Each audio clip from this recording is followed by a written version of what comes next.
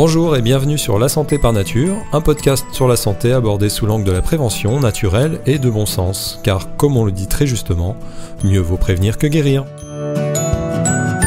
Je suis Anthony Viau, naturopathe à Paris et à Vannes en Bretagne, et c'est avec plaisir que je vous accompagne sur les chemins de la santé naturelle.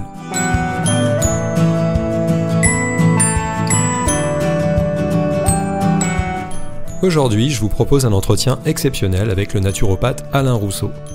Je suis vraiment très heureux de vous offrir cet épisode aujourd'hui car Alain est en quelque sorte un des gardiens du temple de la pensée naturopathique. Il est né en 1947 en Charente et s'est orienté vers le domaine de la santé à la fin des années 60, en particulier suite à sa rencontre avec le naturopathe Pierre-Valentin Marchessault, avec qui il collabora pendant 10 ans dans les années 70, période pendant laquelle ils feront ensemble de véritables tournées de 90 conférences par an à travers la France pour populariser la naturopathie. Alain m'a expliqué que chaque conférence faisait d'ailleurs l'objet d'un livret, dont les 51 ouvrages restent toujours disponibles aujourd'hui. Il a ensuite fondé l'Institut Alain Rousseau en 1983, qui était un centre de soins naturopathiques, mais également un lieu de conférences et une école, et qui, 25 ans plus tard, est devenu l'Institut supérieur de naturopathie, ISUPNAT, l'école dont je suis certifié. Alain est actuellement l'un des naturopathes les plus expérimentés en France, et même s'il ne consulte plus aujourd'hui, ce qu'il a apporté et continue d'apporter à la naturopathie est inestimable. Alors que vous travaillez dans le domaine de la santé ou que vous soyez novice en la matière, cet épisode vous intéressera, j'en suis sûr. J'espère que vous apprécierez l'enthousiasme et la vivacité d'esprit d'Alain, et en ce qui me concerne, c'est toujours un plaisir de l'écouter développer sa pensée. Je vous souhaite une bonne écoute, et n'hésitez pas à vous abonner et à mettre des étoiles sur votre plateforme de téléchargement si vous appréciez ce podcast.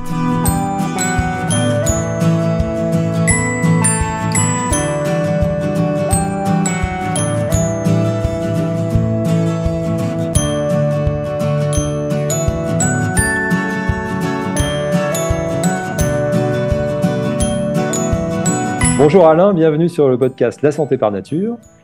Merci beaucoup d'avoir accepté mon invitation. Donc pour les auditeurs et auditrices, je précise que j'ai eu la chance de t'avoir comme enseignant en 2017-2018 à l'école ISUPNAT, où je me suis formé à la naturopathie. Et j'en garde un excellent souvenir. Donc j'avais été très impressionné par le bon sens de ton enseignement.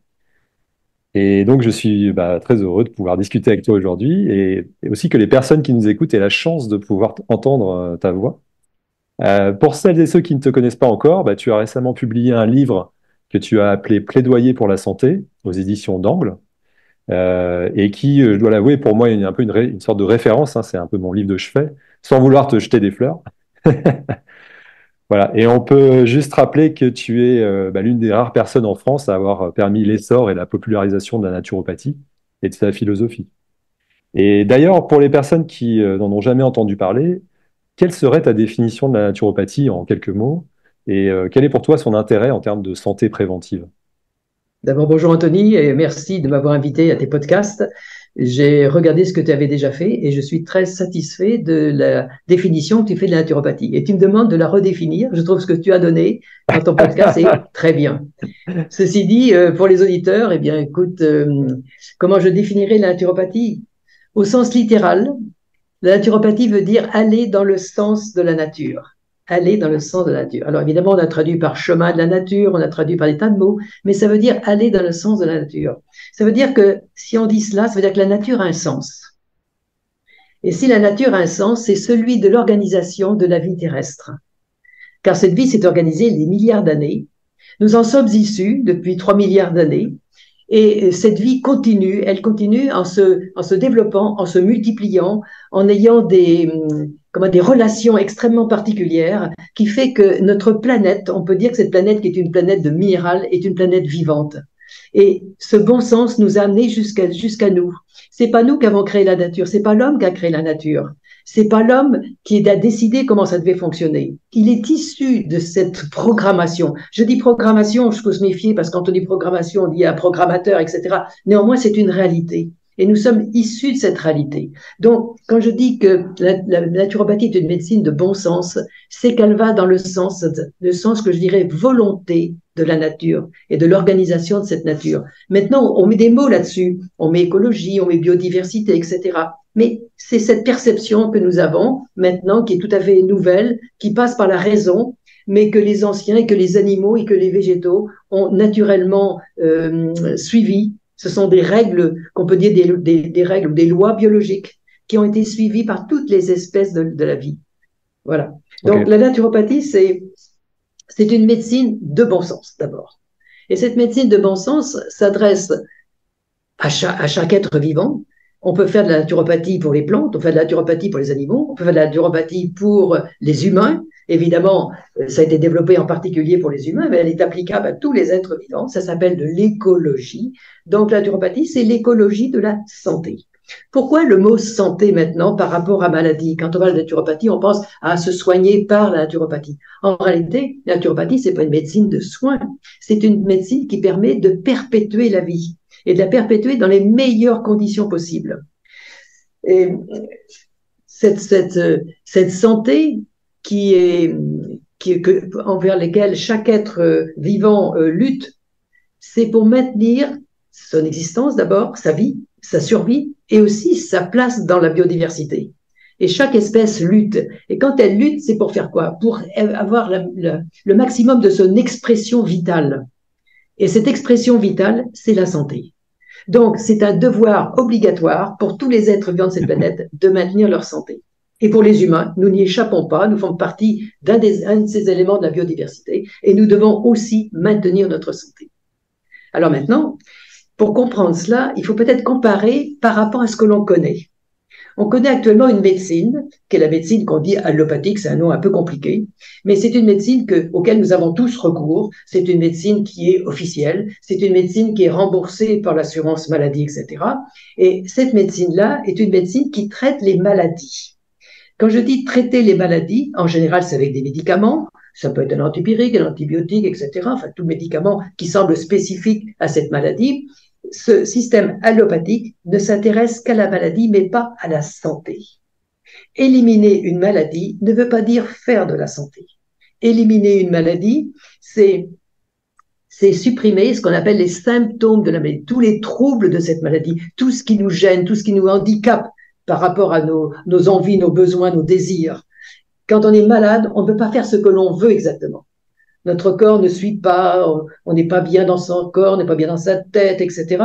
Et supprimer tous ces symptômes nous donne un confort immédiat. Ça, c'est magique. Sauf que ce confort immédiat ne fait pas de santé. Et il y a eu un glissement progressif, on en reparlera un peu plus tard, entre développer la santé et soigner les maladies. Soigner les maladies ne veut pas dire faire de la santé. Mais faire de la santé, c'est s'éloigner naturellement de la maladie. Autrement dit, la meilleure thérapie contre la maladie, c'est la santé. Alors, cette santé, c'est pas un mot, un vain mot, c'est pas une absence de maladie. Il faut savoir que dans les années 1945, l'ONU, l'Organisation des Nations Unies, qui a fait suite à la Société des Nations Unies, c'était fait juste après la guerre. Il y avait 5 pays qui ont ratifié la charte. C'était la France, l'Angleterre, les États-Unis, la Russie et la Chine. Autrement dit, entre guillemets, les vainqueurs de la dernière guerre. Et les objectifs de l'ONU, ça a été de se rendre compte que les peuples étaient en souffrance. Non pas seulement à cause de la guerre, mais à cause de l'économie, à cause des maladies, etc. Et ils se sont donnés pour mission. Et ces 5 pays ont fait égo, puisqu'actuellement il y a 194 ou 195 pays qui font partie de l'ONU, laquelle l'ONU a fondé l'OMS. C'est une branche de l'ONU, l'OMS, l'Organisation mondiale de la santé. Et cette Organisation mondiale de la santé, l'objectif est de promouvoir la santé et de préserver la sécurité mondiale et de servir les populations en difficulté. Donc, tu vois les objectifs. Eh bien, si on regarde ce que fait l'allopathie, ça ne correspond pas du tout à ces objectifs. Car on se rend compte que soigner une maladie améliore certes, mais ça ne fait pas santé, ce qui fait que les gens sont à nouveau malades. Et on en reparlera un peu plus tard, dans peut-être les questions que tu vas me poser, mais on se rend compte que mieux on est soigné, plus on est malade.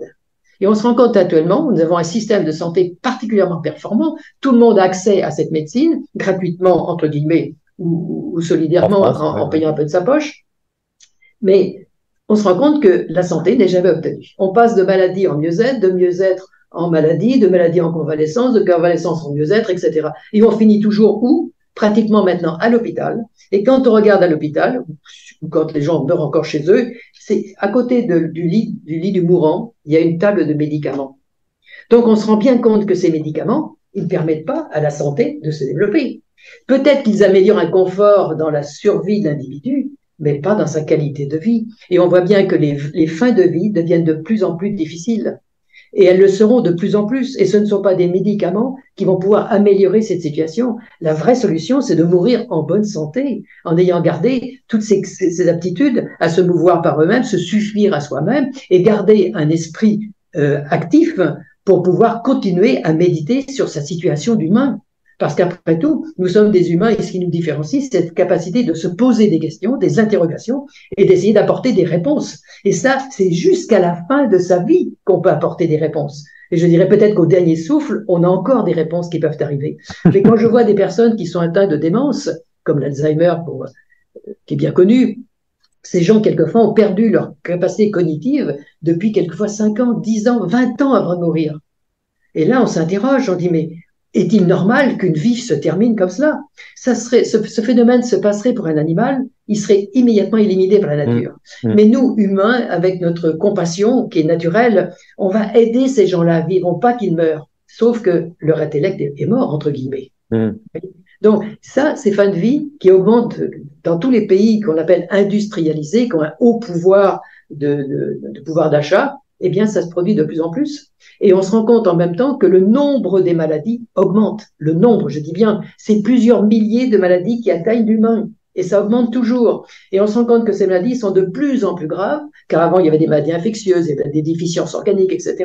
Mais maintenant, on a des maladies qui touchent notre système génétique. C'est notre ADN, ce que nous transmettons aux descendants, qui est affecté. Donc, c'est très grave. Pourquoi? Parce que ça peut mettre en péril l'humain lui-même. Oui. Voilà comment cette approche de la naturopathie. Bon, écoute, alors, puisque on peut dire que la naturopathie, c'est la médecine du bon sens, c'est le fait de respecter le fonctionnement de l'organisme finalement, comme il a été prévu, comme tu dis, comme il a été programmé. Puisque cette approche ne semble n'avoir que des côtés positifs pour la santé des humains, pourquoi est-ce que la naturopathie n'est pas plus connue du grand public? Mais je pense qu'il y a plusieurs raisons. La première, c'est que le mot naturopathie, il ne faut pas l'oublier, est connu en France depuis les années 70. Avant, ce mot n'existait pas. Alors, il existait aux États-Unis, car il a été créé aux États-Unis, au début du siècle dernier. Et puis, il a fallu que ce soit Marcheseau, Pierre-Valentin Marcheseau, qui, dans les années 70, parle de naturopathie. Il a utilisé le même terme, simplement qu'au lieu de mettre un Y à la fin, il a mis IE à la française. Okay? Et ce mot naturopathie est arrivé sur le marché. Est-ce que c'était une médecine nouvelle? Non, pas du tout, ce n'était pas une médecine nouvelle, simplement que le mot était nouveau.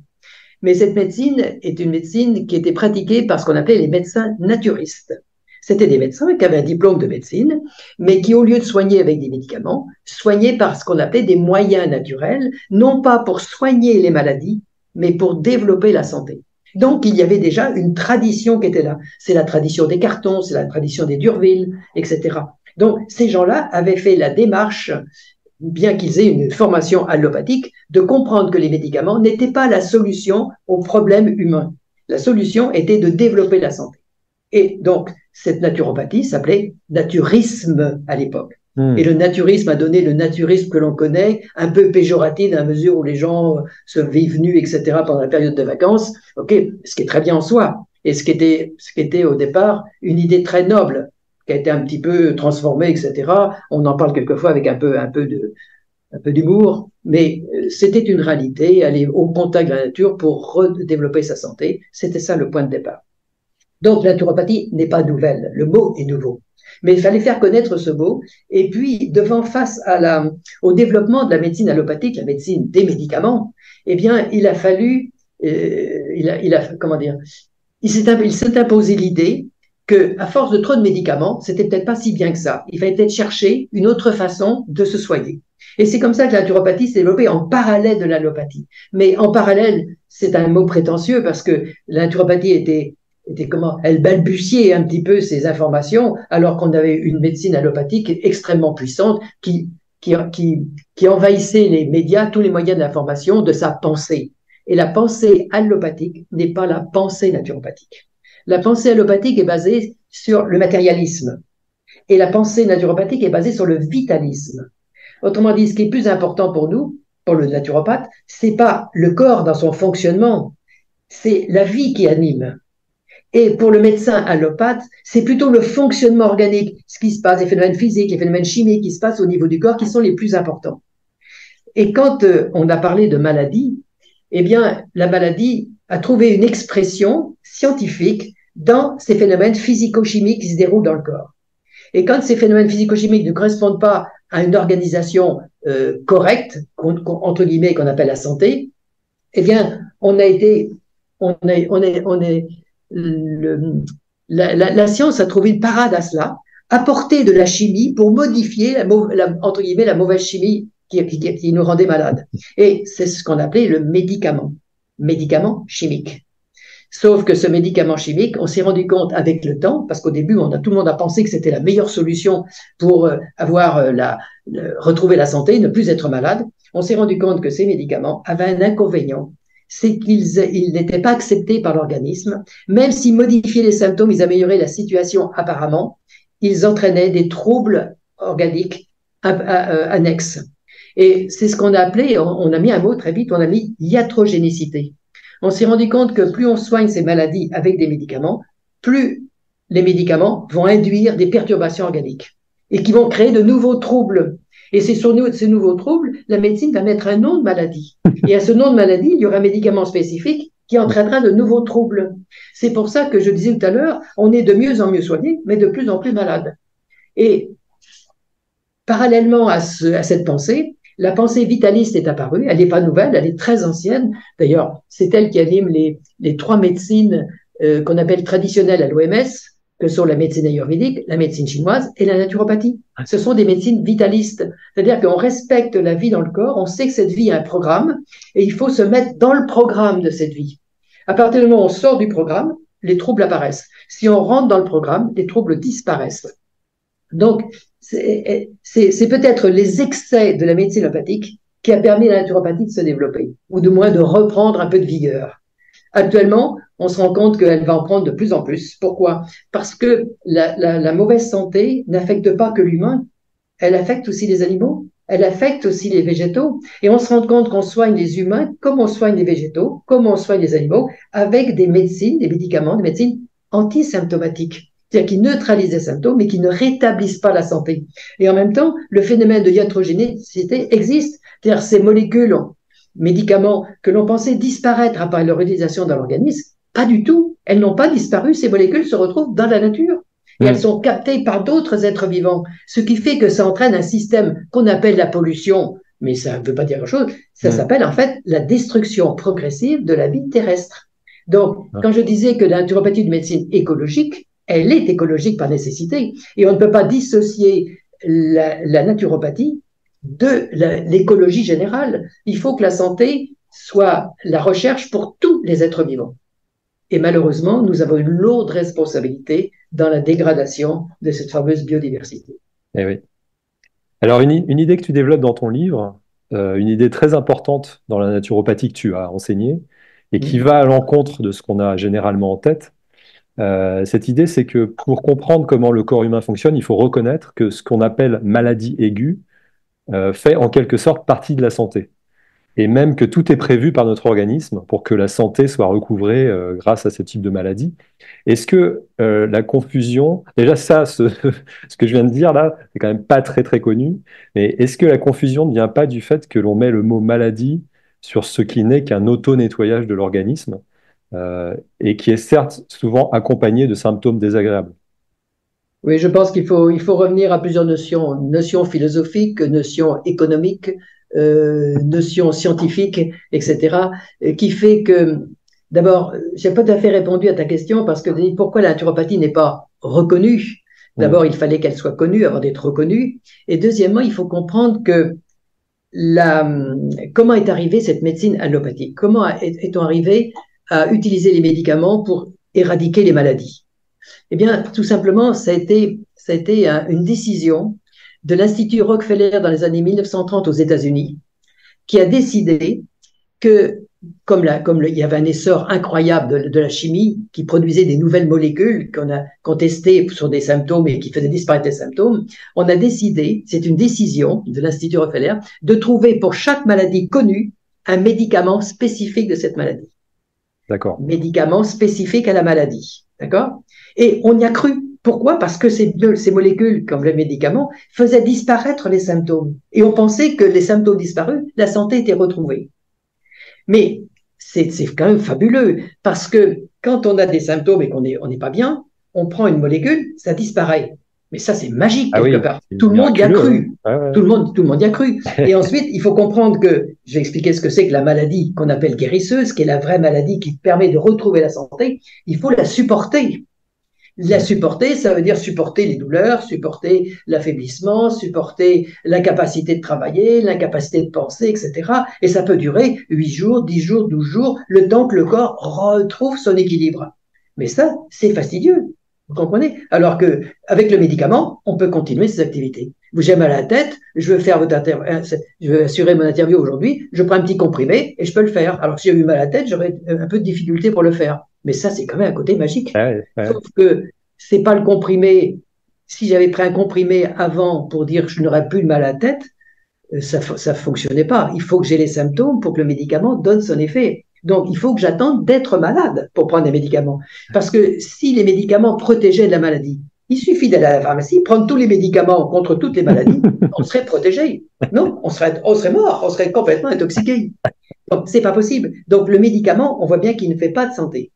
Donc, c'est pour ça que cette médecine naturopathique n'est pas reconnue, parce que devant la facilité de la médecine allopathique, eh bien, on a perdu le bon sens qu'avaient nos grands-mères en disant mon petit il a une rougeole, je vais le garder au lit, je vais donner un petit bouillon, je vais vérifier que la fièvre ne monte pas trop, etc. Et puis on va laisser la maladie s'exprimer, et puis un jour ça va disparaître. C'est comme ça en général qu'on traitait les maladies. Ça ne veut pas dire qu'il n'y avait pas des accidents, parce qu'on peut mourir d'une maladie infantile. Mais si on comprend le processus de la nature et on respecte ce protocole naturel, on évite la létalité. Donc, au contraire, on renforce la santé. On en reparlera tout à l'heure. Donc, cette médecine n'est pas reconnue. Pourquoi?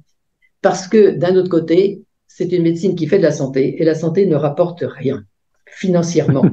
Alors que traiter les maladies avec des médicaments, des hospitalisations, etc., ça rapporte beaucoup.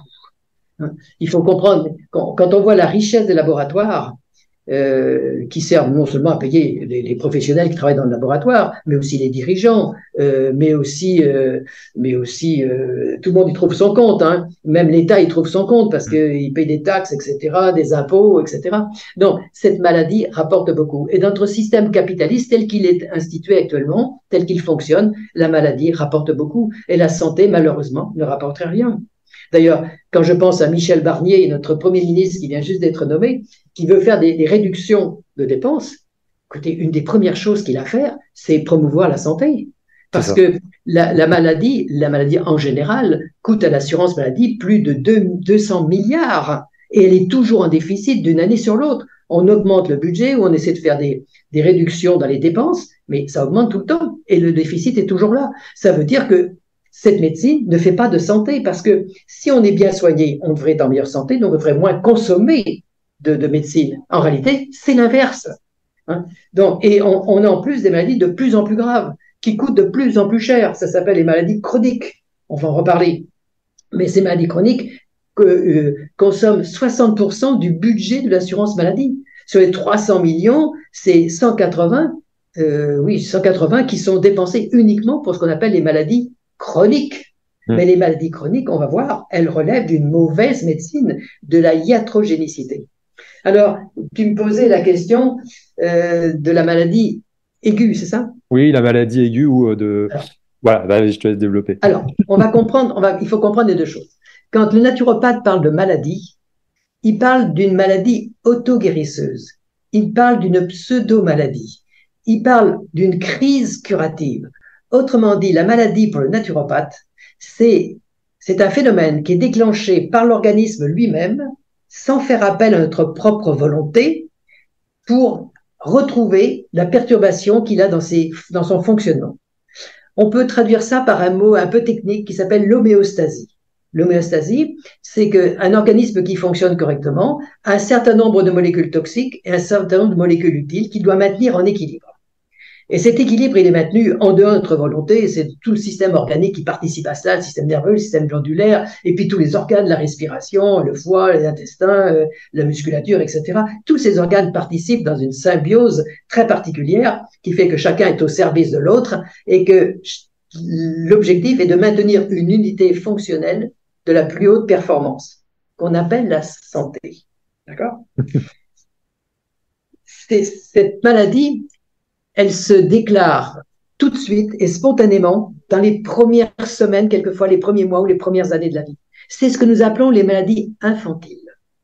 Et ces maladies infantiles sont des maladies qu'on appelle aiguës par rapport aux maladies chroniques, sont des maladies qui sont déclenchées par le corps lui-même. Alors, quand je dis cela, celui qui n'a pas la pensée naturopathique a un peu de peine, il dit oui, mais c'est un microbe, c'est contagieux. Et mon enfant, il a attrapé la rougeole parce que son petit copain à l'école l'avait, il l'a attrapé. Mais le premier qui a eu la rougeole, il l'a attrapé de qui? Je ne sais pas, d'accord? Et puis, dans une classe de 30 élèves, eh bien, tout le monde n'attrape pas la rougeole. Il y en a qui l'ont, d'autres qui ne l'ont pas, et ils sont restés en contact les uns avec les autres. Donc, il y a quelque chose qui fait une différence. Et c'est quelque chose, maintenant on dit, c'est le système immunitaire.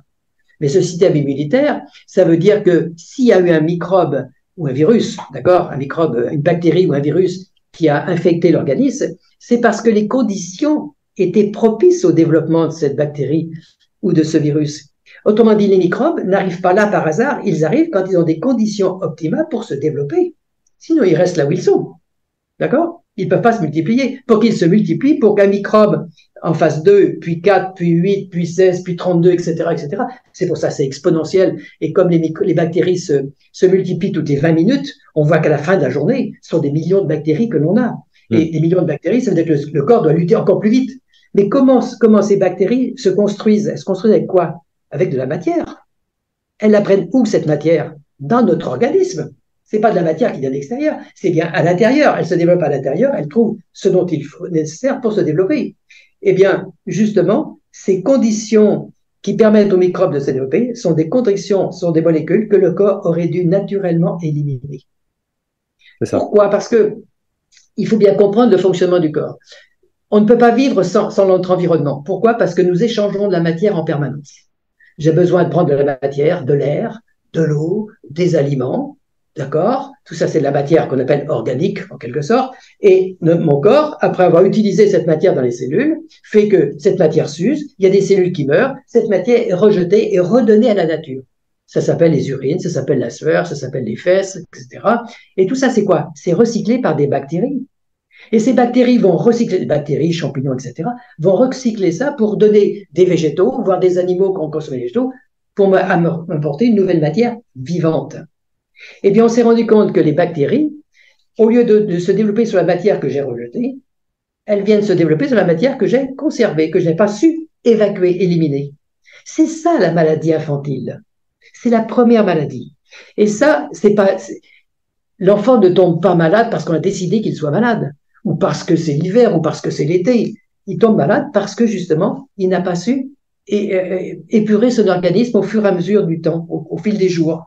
Et à un moment donné, quand le seuil de ces molécules devient trop élevé, eh bien, ce qu'on appelle la crise curative, ça sort. Et ça sort comment? Eh bien, ça sort justement par des organes qu'on appelle émonctos en naturopathie, qui sont les organes prévus pour l'élimination de ces molécules indésirables qui ont eu leur durée de vie dans le corps et qui maintenant doivent être rejetées. Et ces maladies qu'on appelle aiguës sont des maladies qu'on dit guérisseuses. Pourquoi? Parce que naturellement, le corps sait ce qu'il faut faire. Devant une maladie infantile, on n'a pas besoin d'intervenir. Le corps, c'est lui qui intervient. Autrement dit, les symptômes que nous pensons être liés aux microbes, par exemple, sont liés simplement au corps qui se défend. qui est en activité pour choisir, pour épurer ces molécules. La fièvre n'est pas seulement faite pour combattre le microbe, elle est parfois quand le microbe a une fragilité à l'élévation de température, mais c'est aussi pour brûler les molécules indésirables. C'est ça la fièvre d'abord. Et ensuite, ces molécules qui vont être brûlées vont être éliminées par le système immunitaire. Donc le système immunitaire, c'est pas un système qui lutte simplement contre les microbes, c'est aussi un système qui lutte contre les molécules inutilisables, même contre les molécules toxiques qui ont pu rentrer dans le corps, qui ne seront jamais utilisables. Le système immunitaire est mobilisé. Donc tous les symptômes, en fait, sont des symptômes qui sont liés à la réaction de l'individu, non pas à la maladie elle-même. Et on s'est rendu compte que les bactéries se développaient surtout dans un premier temps, et dans un deuxième temps, c'est plus les bactéries qui se développent, ce sont les molécules qui se déposent dans les tissus, qui viennent perturber l'activité même des cellules, donc les fonctions organiques, et à ce moment-là, on a ce qu'on appelle les maladies chroniques. D'accord? Et envers ces maladies chroniques, qu'est-ce qu'on peut faire? Ben, la naturopathie n'est même plus d'actualité. Il faut aider ces gens à vivre malgré leur handicap, malgré leur souffrance. Il faut les aider à survivre, non pas à vivre, parce qu'on sait très bien que la santé ne pourra jamais être retrouvée. Donc, pour revenir à notre Premier ministre, s'il veut faire des économies, c'est commencer par là. Parce que le non-retour de la santé nous coûte incroyablement cher. C'est plus de 200 milliards d'euros. Alors, quand il veut économiser 60 milliards d'euros, on peut déjà prendre ça. Seulement, il faut qu'on change notre logiciel intellectuel qui fait qu'actuellement, nous ne pensons pas comme le naturopathe peut penser. On pense comme l'allopathe. Je suis malade, c'est pas de ma faute, j'ai attrapé quelque chose, etc. Je succombe de quelque chose. Ben, je frappe à la porte du médecin pour qu'il me apporte la solution. Ça, c'est notre logiciel. Et ce logiciel, ça fait maintenant, depuis 1930, ça fait un siècle, et ça fait globalement 4 à 5 générations, qui fait que nous sommes conditionnés par ce qu'on appelle la pensée allopathique. Je ne suis pas responsable de la maladie, la notion de vitalisme a été oubliée, je suis malade, il me faut trouver un bon médecin qui me donne le bon médicament pour me guérir. Voilà. Et ça, n'importe qui, on parle de maladie, qu'est-ce qu'il pense? Je vais voir mon médecin, il va me donner un médicament, ou je vais à l'hôpital et je verrai un bon chirurgien, etc. Et je vais retrouver la santé. En réalité, on se rend compte que la santé n'est jamais retrouvée. Et je reviens à ma première remarque quand tu m'as dit comment définir la naturopathie. J'ai dit que la santé était véritablement la chose qui s'opposait à la maladie. C'est ça qu'il faut garder en tête. Et oui, il faut le garder en tête, mais malheureusement, ça a quitté notre intellect, hein, parce qu'on n'est plus formé à cette pensée-là. Et alors, tu fais souvent référence au fait que la guérison d'une maladie, comme tu dis, ne peut se réaliser que par le retour de la santé. Mais pour toi, c'est quoi la différence entre guérison et rémission?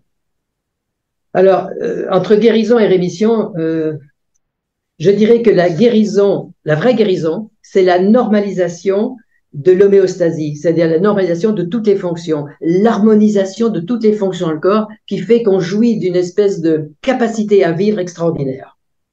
Ça, c'est la guérison. Cette guérison ne peut pas s'obtenir par un médicament. Elle ne peut s'obtenir que par l'auto-guérison. C'est le sujet lui-même qui peut décider, provoquer sa guérison, mais jamais l'extérieur.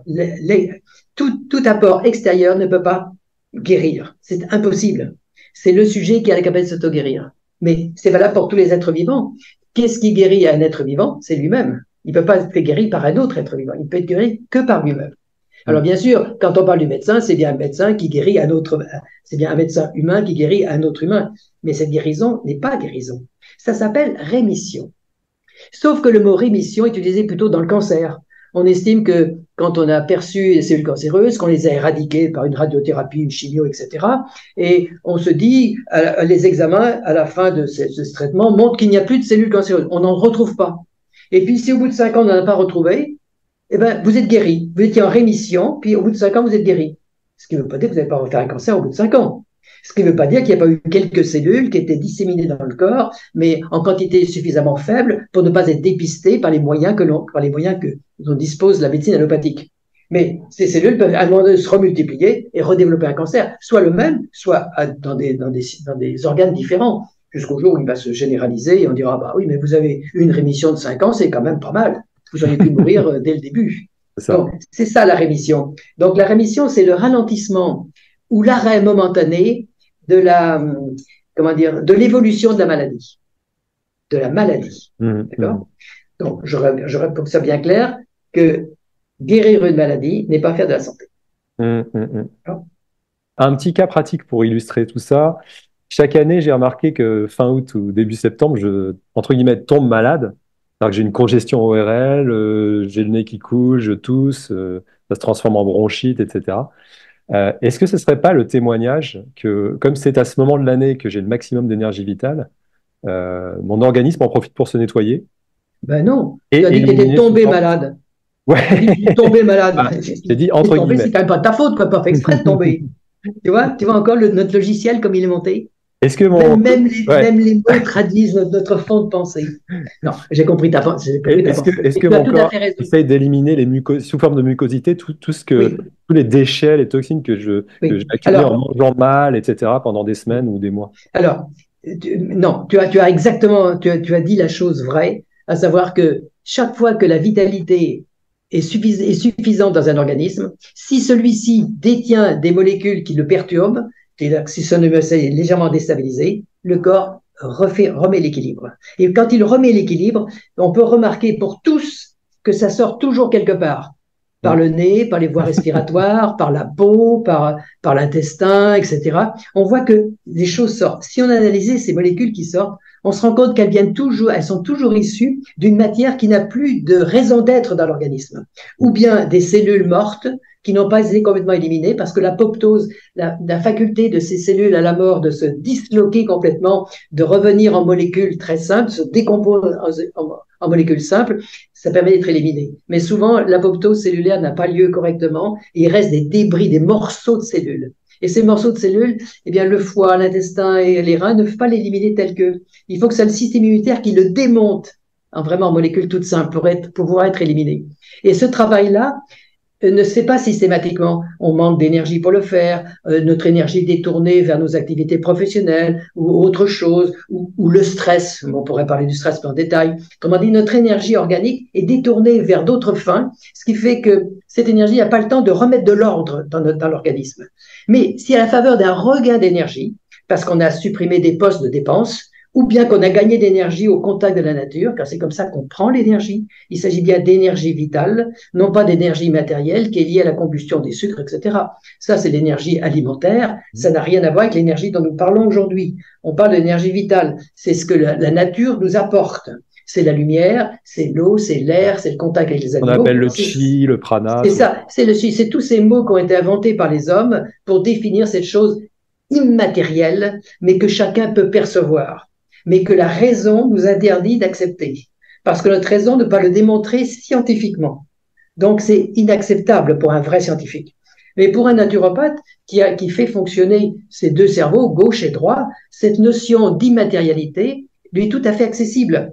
Sauf qu'il ne peut pas mettre des mots justes, des mots tangibles, des mots qui le décrivent exactement, parce que c'est immatériel.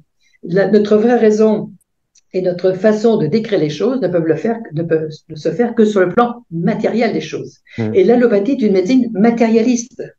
Donc, c'est pour ça qu'elle peut analyser les symptômes, elle peut reconnaître les perturbations physico-chimiques dans le corps, et elle peut apporter des modifications à ces perturbations. Ça s'appelle la médication. Mais interaction avec un regain de vitalité. Ouais. Oui, parce que tu es parti en vacances, donc tu as abandonné des dépenses professionnelles, etc. Tu as repris contact avec les éléments, ton corps a trouvé, spontanément, il fait quoi? Il fait ce qu'on appelle une crise d'élimination, une crise curative, une normalisation de tes fonctions organiques, une normalisation de ton homéostasie. Autrement dit, il faut que cette crise se déroule. Alors évidemment, elle est pénible, parce que tu as dit tu as un écho, tu es enrhumé, etc. Tu n'es peut-être pas trop clair dans ton esprit pour reprendre ton travail, mais c'est un moment nécessaire, indispensable, pour que le corps retrouve sa santé. Pourquoi? Parce que s'il ne la retrouve pas, tu vas être pénalisé pour le futur. En l'occurrence, le fait de la retrouver, eh bien, tu as retrouvé la santé, ton organisme va peut-être, tu vas commettre des erreurs, etc. On pourra parler de comportement de vie, qui fait que tu vas peut-être retomber malade une prochaine fois, peut-être dans 1 an, peut-être dans 2 ans, j'en sais rien. Tu vas refaire une crise curative qui va à nouveau te normaliser des fonctions, ce qui fait que tu vas arriver à la fin de ta vie en bonne santé. Je trouve ça, tout à fait différent de tous les gens qui, en vieillissant, deviennent malades, de plus en plus malades. C'est vraiment fondamental, je trouve, à comprendre ça. Ça, c'est vraiment, je le trouve, quand j'ai fait mes études de naturopathie, c'est vraiment le point d'heure. Peut-être c'est toi qui nous as dit ça, que ça met du temps dans notre tête à changer de logiciel. Mais une fois Oui, qu'on a compris ça, on a vraiment compris vraiment comment le corps fonctionne finalement. oui, Et c'est pour ça, quelquefois, devant les étudiants, et sans connotation péjorative, je dis qu'il faut faire un lavage de cerveau. C'est-à-dire qu'il faut ouais, arriver à penser différemment. c'est ça. Et tout à l'heure, je disais, depuis 5 générations, nous sommes conditionnés par la pensée allopathique. Ce qui fait qu'on raisonne en allopathie. Et quand on parle de naturopathie à quelqu'un qui a ce logiciel dans la tête, il ne peut pas intégrer notre pensée. Ouais, ouais. Il dit, mais non, c'est contradictoire, c'est pas possible, c'est opposé, il n'y a pas de démonstration scientifique. Si c'était vrai, la médecine l'aurait incorporé dans ses études, etc. Mais non, il faut changer de logiciel. Et pour changer de logiciel, c'est très difficile. Pourquoi? Parce que ce qui est imprimé dans l'enfance reste toute la vie. Hein, c'est comme ça qu'en vieillissant, on se souvient du passé lointain et le passé proche, on l'oublie. Hmm. D'accord? Et ça, c'est terrible. Et tous nos enfants, notre génération, la génération qui va suivre, sont façonnés de cette façon-là. Toutes les études, toutes les informations médiatiques, sauf si on recherche quelque chose, mais dès qu'on passe dans une autre information, on est traité de complotiste. C'est ça. Alors, tu vois, ça n'encourage pas à penser différemment. Non, mais alors, ce qui est marrant, c'est que maintenant, tu sais, quand j'ai des clients qui viennent me voir et qui ont par exemple des boutons sur le visage, je sens que leur demande, c'est qu'est-ce que je peux faire pour ne plus avoir de boutons? Mais en Mais fait, moi, quelque part, je leur dis, vous savez, si vous avez des boutons sur votre visage, vous devriez remercier votre corps parce qu'il est en train d'éliminer comme il peut, c'est la manière qu'il a trouvé, d'éliminer les déchets que vous accumulez en vous, l'encrassement que vous êtes en train d'accumuler, bah, votre corps a trouvé cette manière-là pour les éliminer. Et donc, vous devriez, plutôt que d'essayer de vous dire ah, mon corps me joue des tours, vous devriez plutôt vous dire merci, merci mon corps d'éliminer tous ces déchets, quoi. oui, mais le problème, c'est que le corps, il aurait pu mettre les boutons dans le dos, ça serait moins vu que sur Ah le ouais, c'est visage. ça, exactement. C'est ça le problème, tu comprends? Sauf que dans l'organisme, l'accumulation des molécules ne se fait pas systématiquement de façon homogène dans le corps. C'est ça. Elle se concentre sur des muqueuses, elle se concentre dans certaines zones, dans certaines fonctions, dans certains organes, selon la nature même de ces molécules. Et évidemment, si c'est sur le visage, ben, c'est un peu pénible, hein. Mais dans les maladies infantiles, qu'est-ce qu'on voit? On voit les problèmes de peau et les Mm, problèmes ORL surtout. mm, D'accord? C'est surtout là que ça sort. Autrement dit, par l'appareil qu'on appelle un émonctoire pulmonaire, respiratoire sur un plan général, toutes les muqueuses de l'appareil respiratoire, ou bien sur le plan cutané. Et si on supprime les maladies qui touchent la peau et le système ORL, il reste plus grand-chose. mm, Et mm. pourquoi ces boutons au niveau de la peau sont si intéressants? C'est parce que l'élimination centrifuge, qui vient de la profondeur vers la surface du corps, s'élimine très facilement. Et la peau est un organe hyper résistant. Voilà. Sauf que, évidemment, c'est peut-être inesthétique. Mais d'un autre côté, si on avait le bon logiciel, on accepterait cette chose en disant, finalement, c'est un élément positif. Merci la vie, merci ma nature profonde de me redonner la santé. Je le paye un peu, c'est désagréable, c'est un mauvais moment à passer, mais la suite sera meilleure. Hein, c'est comme Ouais, ça qu'il faut raisonner. La maladie aiguë et l'assurance santé pour la vie. c'est ça. Et d'ailleurs, tu parles souvent de faire de la santé. Tu écris même dans ton livre qu'on est en grande partie responsable de notre santé. Est-ce que c'est parce que ça peut être culpabilisant qu'on entend finalement assez peu ce discours? Et la santé n'est qu'individuelle. Elle ne peut pas être imposée par personne, ni par le médecin, ni par la science, ni par la religion, ni par le politique. La santé est individuelle. Donc, si la santé est quelque chose d'individuel, de personnel, il n'y a que nous qui puissions la gérer. Et on ne peut pas la confier à quelqu'un d'autre. On peut se faire aider en disant je ne comprends pas trop ce qui se passe dans mon corps, etc. Mais faut-il encore avoir les bons conseils? Parce que si le conseil, c'est de dire ben, prenez tel médicament, ce n'est pas la bonne réponse.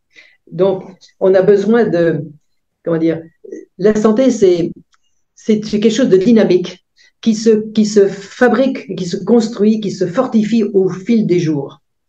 Et on devrait normalement mourir en meilleure santé que nous avions à notre naissance. Pourquoi? Parce qu'à la naissance, on a aussi l'héritage de nos parents, il ne faut pas l'oublier. Ah Ils ouais. ont donné ce qu'ils avaient, le meilleur et le moins bon aussi, quelquefois. Le meilleur, tant mieux, le moins bon, ben, il faut faire avec. Mais la nature veut toujours améliorer la situation. Car je vous ai dit au départ que tous les êtres luttent pour avoir la meilleure santé possible, pour pouvoir s'harmoniser dans la construction générale de la nature. Et cette nécessité de retrouver la santé fait partie du même processus. On a donc besoin de cela. Et pour l'animal comme pour le végétal, il n'y a pas de problème. Pourquoi? Parce qu'ils vont suivre exactement ce qu'on appelle les lois biologiques, ce qui fait qu'ils ne vont pas à l'encontre. Mais nous, humains, nous pensons avec notre cerveau, nous imaginons des hypothèses qui ne correspondent pas à la réalité et on vit en fonction de cela. Et en fonction de cela, on est en contradiction avec les lois biologiques. Mais c'est nous-mêmes qui sommes responsables. C'est pas autrui. C'est nous, c'est nos agissements qui font ça. Donc, c'est à nous de nous interroger pour dire, voyons, je suis malade, pourquoi suis-je malade? Qu'est-ce qui fait que je suis malade? Ou qu'est-ce que je fais que je suis toujours malade, que je vais toujours voir mon médecin, que ça rechute, etc. Donc, on a ce devoir de réflexion. Et d'un autre côté, s'il faut, par exemple, aller plus dans la nature pour trouver de la vitalité, ben, c'est pas un médicament qui va le donner. C'est pas un complément alimentaire qui va le donner. C'est aller dans la nature. Donc, se donner la motivation, puis la volonté d'y aller. Autrement dit, si maintenant je fais le mauvais choix d'aliments, par exemple, je mets dans mon assiette ce qui ne convient pas à mon corps, c'est pas à mon épouse de dire non, il faut pas faire ça, il faut faire ça. Non, c'est moi qui dois le décider, d'accord? Je peux avoir des conseils, certes, mais ma décision me revient. Autrement dit, la santé, c'est quelque chose de très personnel et c'est quelque chose de dynamique. C'est-à-dire que on a l'habitude de dire la maladie c'est une chose, quand on n'est plus malade, on est en bonne santé. Non, c'est pas deux états. La santé, c'est une dynamique permanente. C'est quelque chose qui évolue, c'est quelque chose de vivant.